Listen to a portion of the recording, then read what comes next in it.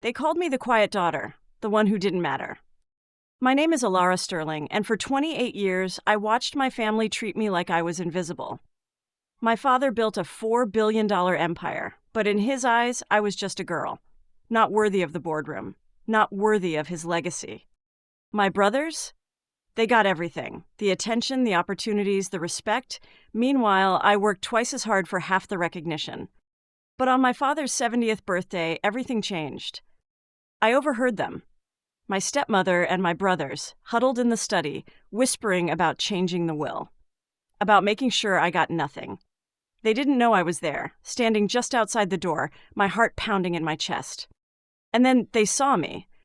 What happened next, I can barely speak about. They left me for dead, literally, but I survived. At my own funeral, they cried crocodile tears. A closed casket because there was no body. They thought they'd won. But here's what they didn't know. My father had already changed his will. He'd seen through them. And he left controlling interest of the entire company to me. $4 billion. Controlling interest. And a clause that said if anything suspicious happened to him, everything would be investigated. I spent months in hiding, recovering, planning, and I discovered something they never expected me to find. Embezzlement, fraud, years of stealing from the company my father built. So I walked into that shareholders meeting very much alive, and I presented every single piece of evidence. You should have seen their faces. My stepmother, arrested. My brothers, arrested. The executives they'd bribed, all of them, gone.